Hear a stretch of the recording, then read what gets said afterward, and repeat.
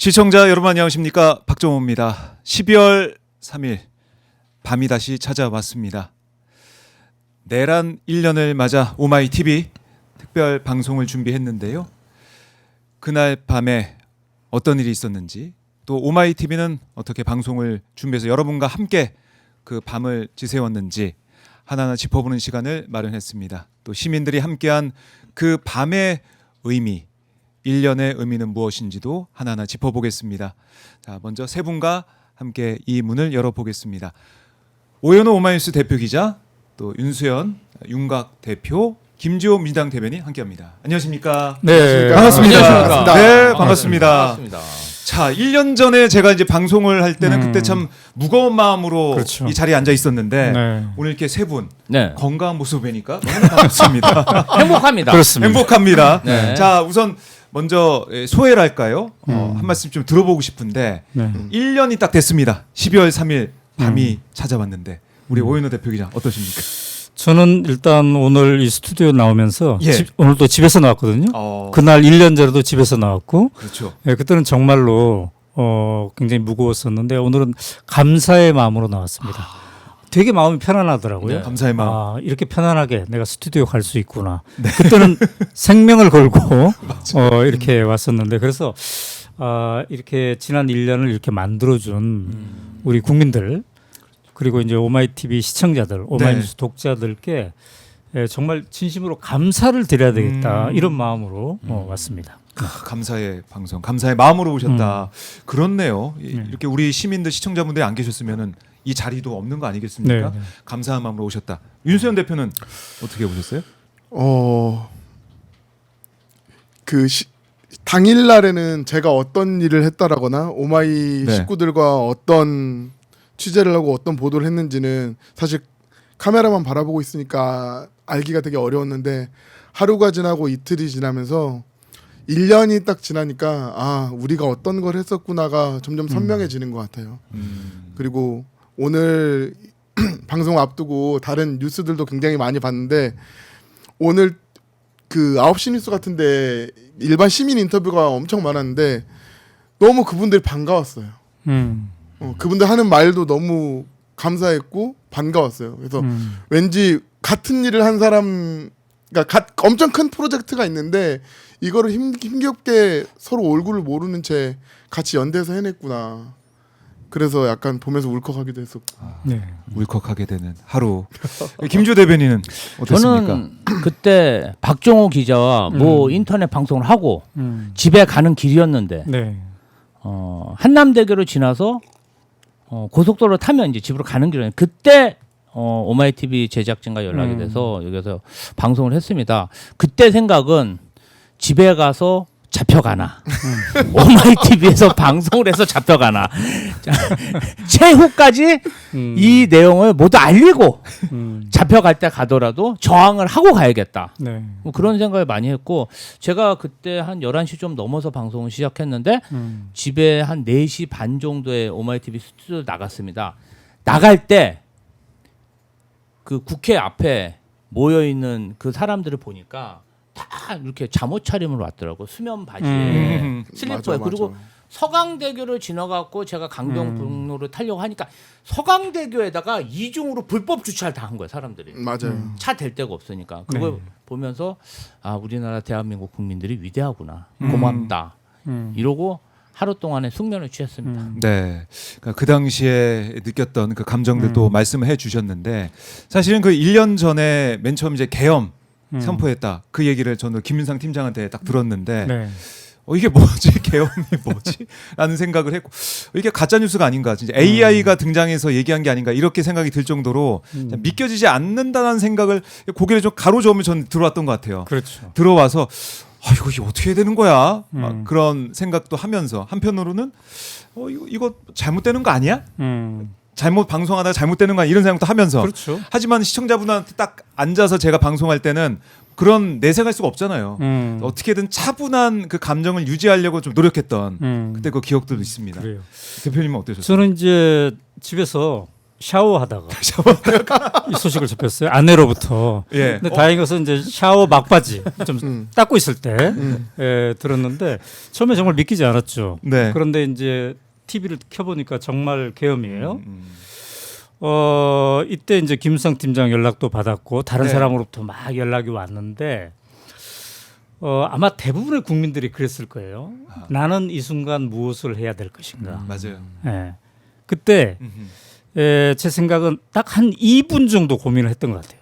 근데 우리가 어떤 큰 결단을 할 때 만약에 3, 4일의 시간을 가지고 결단하면 충분히 뭐 이모 저모 따져보잖아요. 근데 그 2분 동안 회로를 확 돌려가지고 나의 결단을 해야 되는 거잖아요. 그렇죠. 그때 이제 두 가지였던 것 같아요. 내가 현장에 나가느냐, 내가 이 선에서 그래도 한 파트는 계속 존재하고 유지되고 살아있는 그거를 할 거냐 이거였던 것 같아요. 근데 나도 가자 이렇게 이제 결단을 하고 편집국 전체 기자들에게 정위치 모든 기자 정위치 그리고 단톡방 만들자 이렇게 해서 이제 우리가 시작이 된 거잖아요. 네. 그때 이제 집에 나서면서 아내한테 한참 못 볼 수도 있다. 우리가 한참 못 볼 수도 있다 하면서 네. 이제 안아줬죠. 그랬더니 우리 아내는 빨리 가라고. 거기서 딱 빨리 깨지네요. 가라고. 예, 감정이. 이렇게 하더군요. 어쨌든 저는 그 오마이TV 스튜디오에 오면서 우리가 광주 항쟁을 겪었잖아요. 네. 그때 역사책에서 그다음에 수많은 증언을 통해서 광주 항쟁을 보았을 때 수많은 언론인들이 자괴감의 세월을 계속 살았잖아요. 그 사건이 있을 때 우리는 단 한 줄도 적지 못했다. 그죠? 근데 오마이TV는 그러지 말아야 되겠다. 오마이뉴스는 그러지 말아야겠다. 이게 이제 가장 앞섰어요. 그래서 우리는 현장을 지켜야 되겠다. 네. 이게 딱 봐도 윤석열 미친 거 아니야? 어떻게 이럴 수가? 뭐 이런 생각이 온 국민이 집단 지정성 그런 인식을 갖고 있는 거잖아요. 맞아요. 그렇죠. 그렇다면 그것을 현장에서 그 국민들의 생생한 이야기를 일단 기록을 해야 되겠구나. 그리고 마침 정말 이재명 당시 민주당 대표가 역사적인 순간에 가장 중요한 결정적인 역할을 했죠. 그렇죠. 10시 48분에 유튜브 라이브를 한 거잖아요. 네, 맞습니다. 그러니까 많은 사람들이 어떻게 해야 되지? 이 갈피를 잡지 못하고 고민하고 있는 순간에 여러분 국회로 모이세요. 이 얘기가 맞아요. 엄청나게 중요한 역할을 했다고 보거든요. 네. 그래서 사실은 오마이TV도 마찬가지고 다른 국민들도 그 말에 용기를 얻고 네. 맞아 저 방향이야 이렇게 생각할 수도 있었잖아요. 맞아요. 중요한 부분을 말씀해 주셨습니다. 이재명 대표, 당시 대표가 이렇게 라이브 방송 통해 가지고 국회로 모여 주십시오. 국회를 지켜야 됩니다. 이렇게 메시지를 전파하는 거. 그게 정말 컸다고 생각이 들고 왜냐하면 국민들께서는 네. 어떻게 행동해야 될지 헷갈리고 갈피를 못 잡고 있는 상황이었으니까 그렇죠. 그 분명한 지향점을 보여준 것이고 또 이 이재명 당시 대표의 라이브를 오마이TV가 바로 또 네. 바로 물렸어요. 그렇죠. 그래서 그걸 또 보고 오마이TV를 통해서 이재명 대표가 국회로 가고 있구나. 우리도 가야 되겠다라는 생각을 한 것이고. 네. 그래서 이 이재명 대표의 라이브와 오마이TV의 라이브 이게 맞물리면서 우리 시민들이 이거구나라는 생각을 했던 것 같습니다. 그리고 이제 이재명 TV가 라이브를 하다가 여기 이제 결국 국민이 합니다. 이 책을 예. 또 책이 얘기할 등장했습니다. 수밖에 없는데 여기 이제 자세히 적혀져 있단 말이죠. 그날 밤 이재명 대표가 어떻게 했는지. 근데 라이브를 계속 할 수가 없었어요. 이재명 대표는. 왜냐하면은 라이브를 계속하면 본인의 위치가 또 나오잖아요. 그렇죠. 그러니까 담장을 넘고 나서 라이브를 이제 껐단 말이죠. 그때 오마이TV가 시작이 된 겁니다. 그러니까 48분에 이재명 유튜브가 시작되고 오마이TV는 우리 윤수연 기자가 현장에서 했던 게 네. 10시 50분 정도잖아요. 그러니까 네, 네. 2분 차이 정도 나는데 그때 얘기 좀 해주세요. 그러니까 저희가 이제 그때 방송인 곽수산 씨랑 정치 라이브라는 방송을 하고 이제 재방송을 진행하면서 처음에 김인당 팀장한테 소식을 받고 제일 처음 했던 건 사실 흰색 배경에 빨간색 자막을 올리는 거였어요. 속보. 그리고 이제 다른 경제 프로그램 하나 녹화하고 있었는데 바로 던지고 나왔죠. 그리고 나서 사실 시간을 본 겨를이 전혀 없었고 저 같은 경우는 카메라를 들고 갔더니 문이 막 닫히고 있는 상황이었던 거죠. 시민들이 하나 둘씩 오고 있었고 경찰들이 국회 담벼락으로 하나 둘씩 오고 있는 상황이었습니다. 그러니까 그때까지는 지금 나오고 있는 화면인데요. 네. 그때까지는 저조차도 사실은 어떤 상황인지 몰랐고 근데 어쨌든 문이 닫히는 거는 무조건 취재를 해야 된다. 네. 그 생각밖에 없었죠. 그러니까 저도 이제 이 와서 딱 방송 진행하려고 딱 앉았는데 이제 이 화면이 나오니까 네. 이게 좀 뭔가 위압감이라고 할까요? 평소 보지 못했던 것들.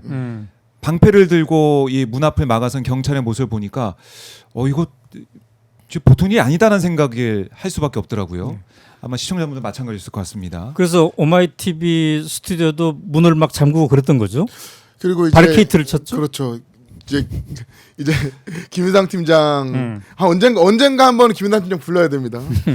그러니까 일단은 이제 진행하는 사람들도 좀 당황했을 수 있으니까 먼저 제일 처음 했던 게 더 이상 이 문으로 나갈 수 없고 들어올 수도 없다.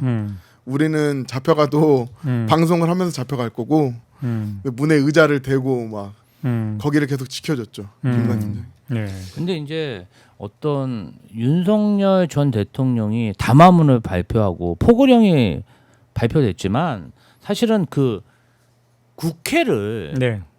국회 경비대와 그런 경찰관들이 국회의원의 출입을 막는데 저 물리력을 쓴 것에 제 첫 번째 현타가 온 것 같아요. 이 자들이 정말 계엄을 저질렀구나. 그렇지 않아요. 국회 경비대가 국회의원을 막는 이 상태는 결국은 국회에서 계엄 해제 결의안을 막으려고 하는 거잖아요. 물리력을 써서 이게 계획적이구나. 그때 저는 좀 현타가 왔던 것 같습니다.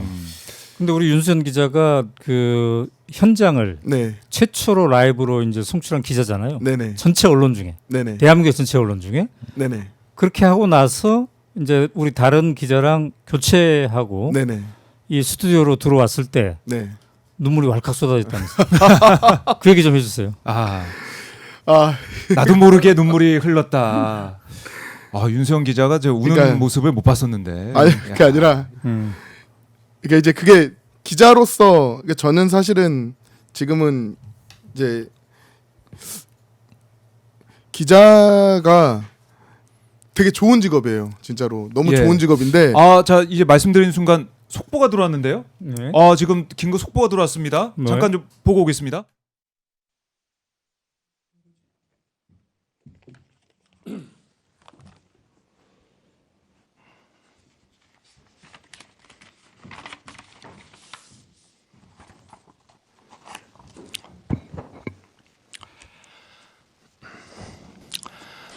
친애하는 국민 여러분, 저는 북한 공산 세력의 위협으로부터 자유 대한민국을 수호하고 우리 국민의 자유와 행복을 약탈하고 있는 파렴치한 종북 반국가 세력들을 일거에 척결하고 자유 헌정 질서를 지키기 위해 비상계엄을 선포합니다.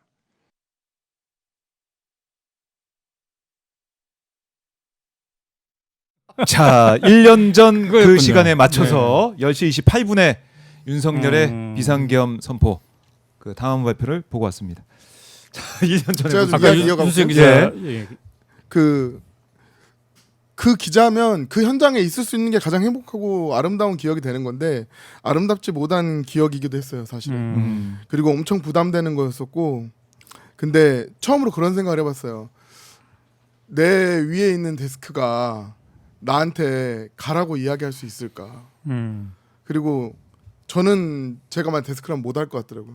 근데 나는 갔고 그다음에 내가 정말로 같이 일하는 사람들끼리 통하고 있는 거구나. 네. 그러면서 그 생각을 하고 돌아오니까 저 이제 김은상 데스크랑 왈칵 껴안는데 눈물이 나더라고요. 그래서 그 얘기를 듣고 저랑 같이 또 기념사진 하나 찍어놨습니다. 거기 박종호 기자는 없어요. 왜냐면 계속 있지 않나? 진행하고 있었기 때문에 그런가? 네. 같이 쓰겼나? 저희 새벽 4시인가 찍었어요. 그랬군요. 새벽 4시에 네, 또 네. 사진도 찍기도 하고 참 우리 시청자분들도 그렇지만은 저희 진행을 하는 또 현장 취재하는 기자도 마찬가지고 상당히 놀랐고 감정적으로도 그래요. 같이 오르는 그러니까 순간이었어요. 오마이TV 기자뿐만 아니라 오마이뉴스의 모든 기자가 그렇죠.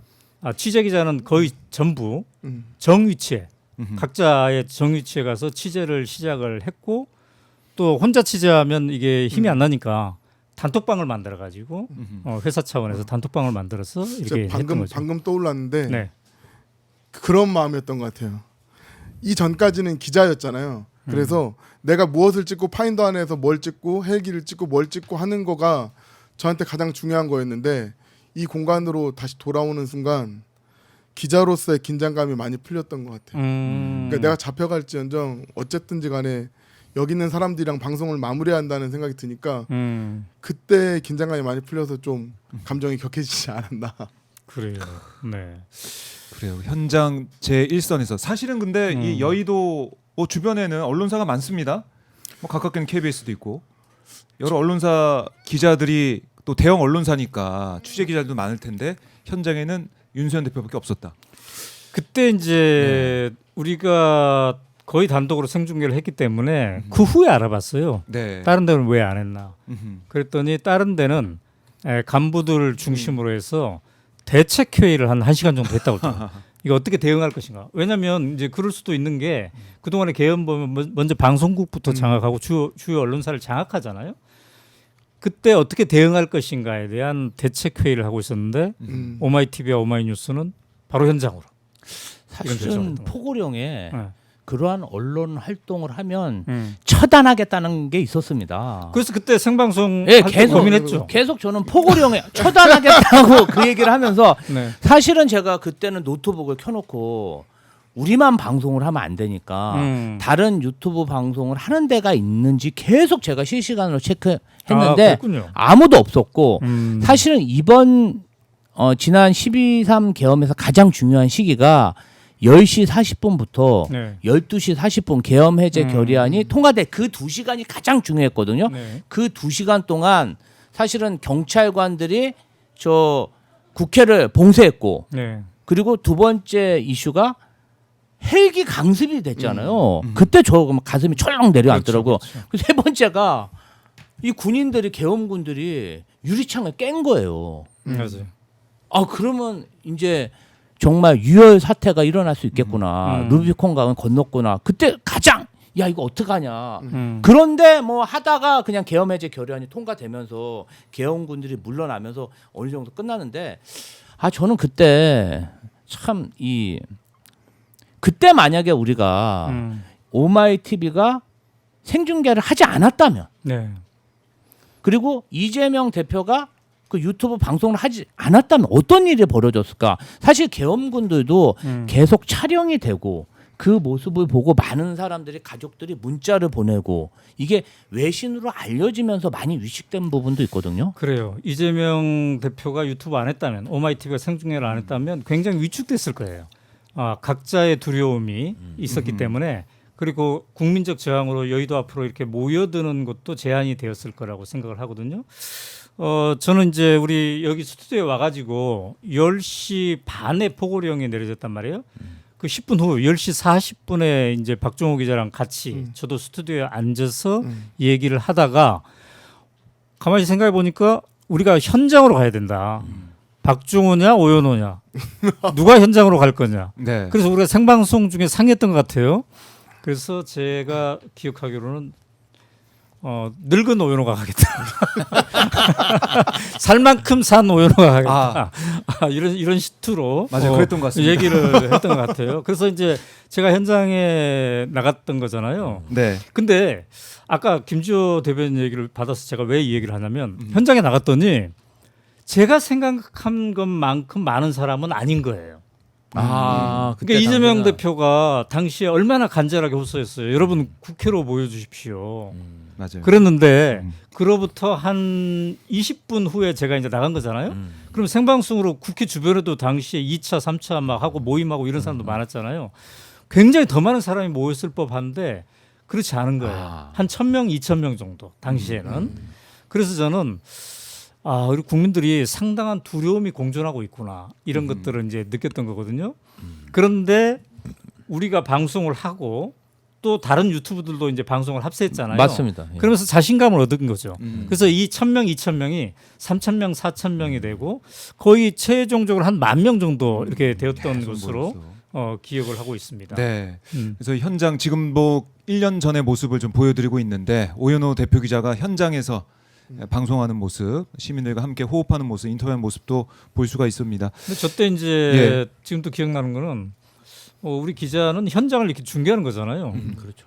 이제 이재명 대표는 정치인으로서 국회 여러분 나와주세요 이렇게 하는 거고. 근데 저도 몰래 나오세요 지금 나와야 됩니다 이렇게 하고 있더라고요. 네.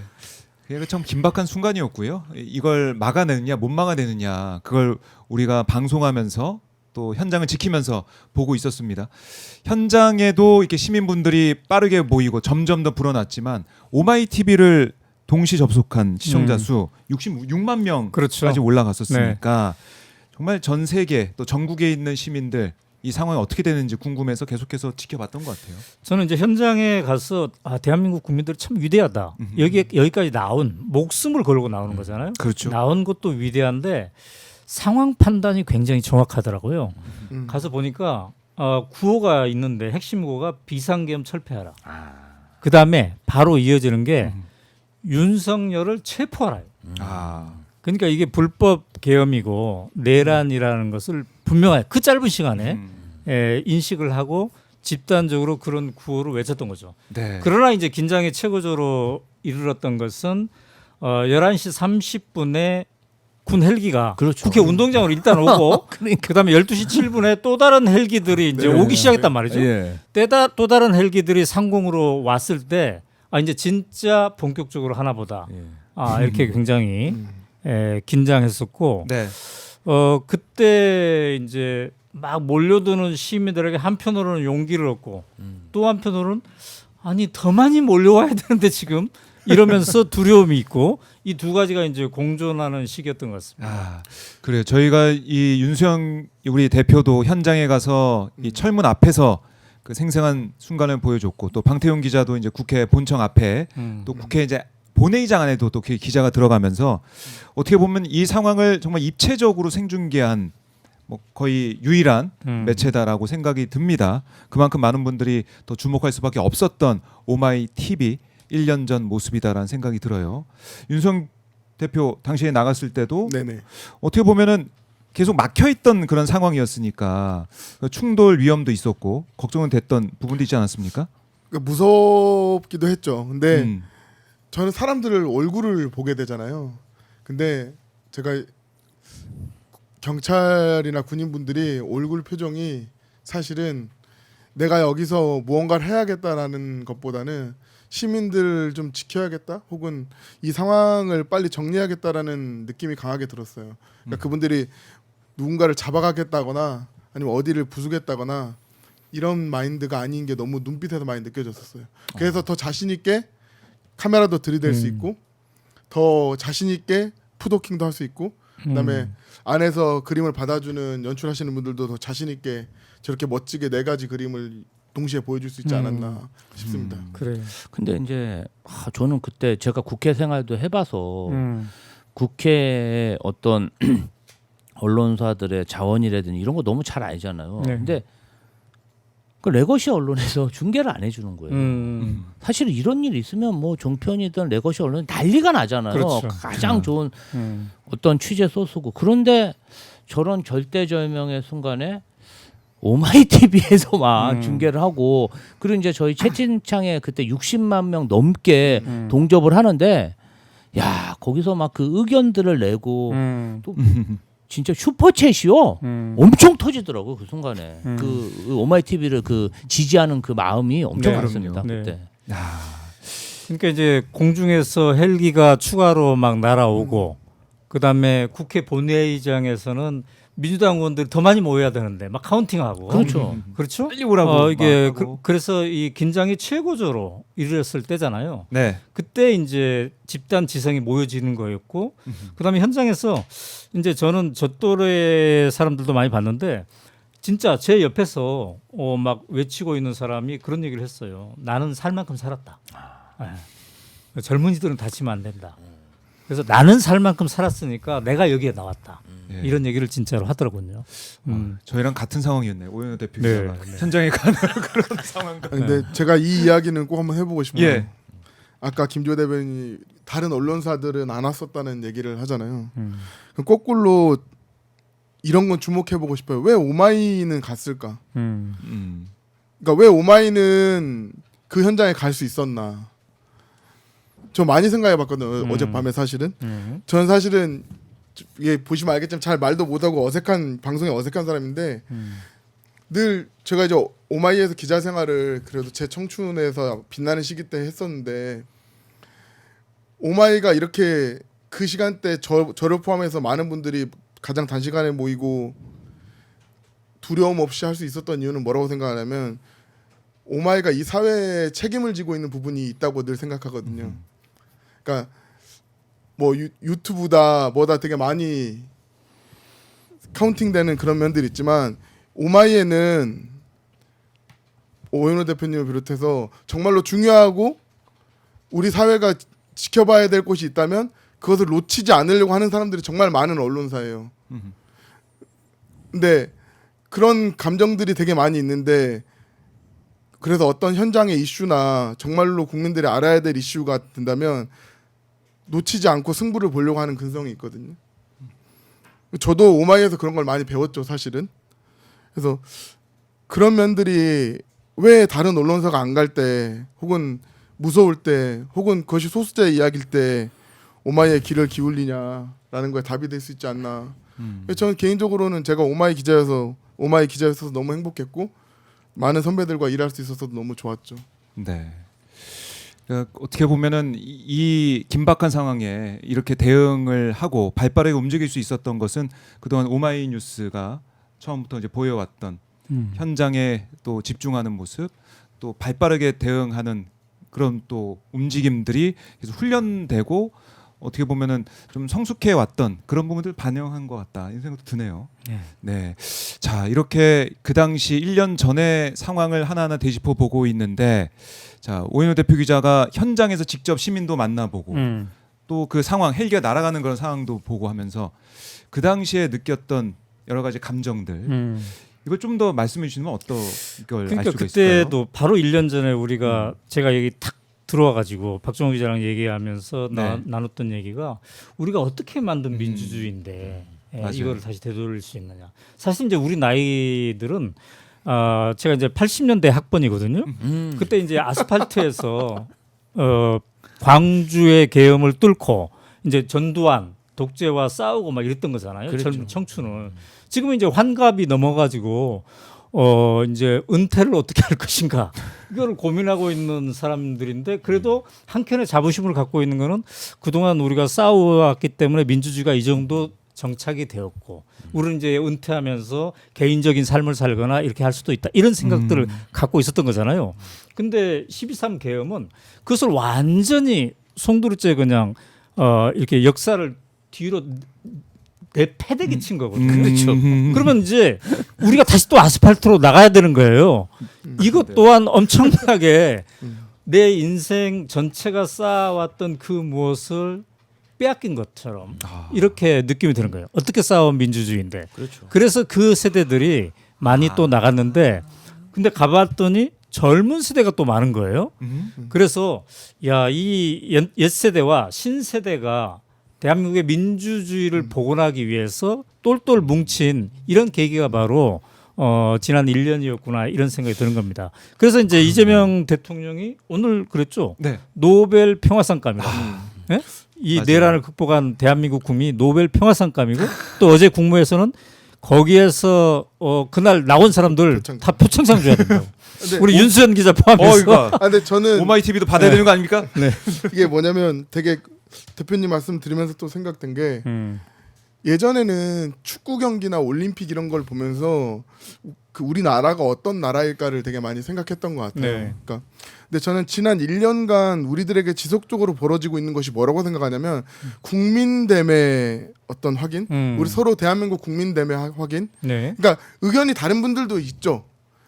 또 들었을 때 어색한 말씀하시는 분도 있죠. 근데 이 1년 동안 국민됨의 서로를 확인할 수 있는 기회가 민주주의라는 매개체를 통해서 그 사이에 또 오마이TV라는 그날의 또 엄청난 중계를 통해서든 국민됨의 확인을 서로 할 수 있는 기회가 별로 없어요, 사실상.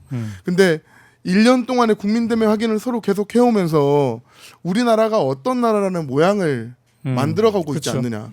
지금 이 국민됨이라는 표현이 결국 이제 누가 이 나라의 주인인가? 진짜 주인은 누구인가? 윤석열이 진짜 주인이 아니라 네. 우리가 주인이다라는 거잖아요. 그래서 이번에 이재명 대통령도 국민 주권의 날로 정하자고 한 건데 사실 지난 1년을 되돌아볼 때 가장 드라마틱한 변화는 현직 대통령이었던 윤석열이 내란 우두머리가 돼가지고 감옥에 가 있는 거예요. 그렇죠. 그다음에 그 윤석열 대통령이 정적 1호로 삼았던 체포 대상이었고 제거 대상이었던 이재명 민주당 대표가 지금은 네. 현직 대통령이 되어서 12월 3일을 국민 주권의 날로 선포하겠다. 이렇게 약속하고 있는. 이 드라마틱한 변화를 누가 만들었는가? 대한민국 국민이 만든 거잖아요. 그래서 정말 위대한 국민이고 정말 저도 이제 언론사 대표고 오마이뉴스 대표이기는 하지만 시민의 한 사람으로서 은퇴를 앞둔 시민의 한 사람으로서 민주화 투쟁을 그동안 해왔던 사람으로서 이렇게 깨질 법한 역사의 이것을 다시 꿰매고 복원해준 대한민국 국민들에게 정말 감사드립니다. 저는 2016년도에 우리가 촛불혁명 제 생각은 그래요. 만약에 그때 그 촛불혁명의 경험이 없었다면 우리 국민들이 이 계엄이 터졌을 때 이만큼 자신감을 가지고 그 윤석열 정부와 맞서 싸울 수 있었을까 이런 생각도 들고 촛불혁명으로 탄생한 정권이 뭐 어쨌든 잘 유지되다가 정권 재창출은 못했지만 그 촛불혁명의 어떤 마음가짐이나 그 자신감이 국민들 DNA에 어느 정도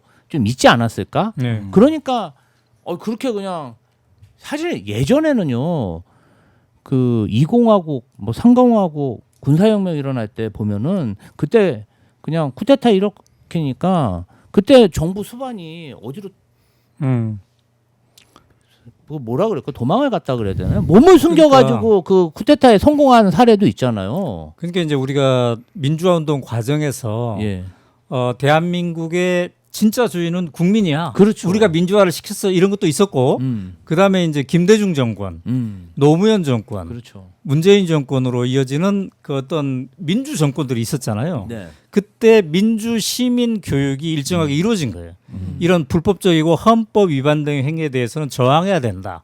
사실은 교사들도 전교조라든지 다른 참교육 운동을 하는 교사들도 제자들을 가르칠 때 네. 또 이제 부모의 입장에서도 민주화를 체험한 세대들이 자녀를 가르칠 때 이런 기본적으로 이 나라가 어떤 나라인가, 왜 민주주의는 소중한 것인가를 그동안 교육을 시켜온 측면이 있다는 거죠. 그런 것들이 눈에 이게 녹여져 있는 거죠. 그런 의미에서 저는 이번에 우리 지난 1년의 과정은 대한민국 국민들뿐만 아니라 오늘 이재명 대통령도 그렇게 얘기했지만 전 세계가 지켜봤잖아요. 그렇죠.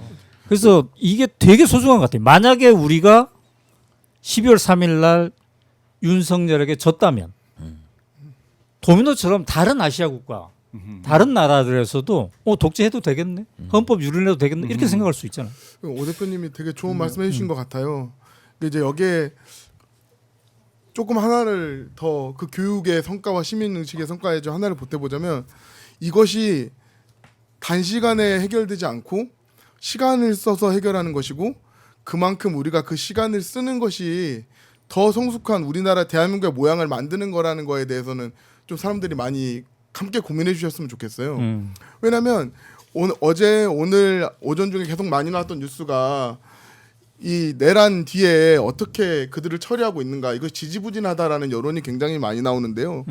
이때까지 우리들 시민들이 좋은 교육을 받고 대한민국의 모양을 잘 만들어오는 국민됨에 확인을 했다면 여기에 이것은 이때까지 우리가 축적된 시간만큼 그 이상의 좋은 나라를 만드는데 시간이 걸릴지도 모른다. 그 점을 이렇게 우리가 같이 많이 느끼면 무엇이 조바심이 나지도 않고 지금 당장 무엇이 해결되고 있는 것이 아니라 우리가 해결해가고 만들어가고 있는 과정이라는 거에 대해서 큰 동의가 될 것 같아요. 그래서 그 말씀은 꼭 그 방송을 보고 계신 시청자분들한테 드리고 싶었습니다. 네. 알겠습니다. 저희가 이 오마이 TV가 어떻게 이 내란의 현장을 중계 방송했었는지 그 얘기부터 의미까지 좀 짚어봤는데요.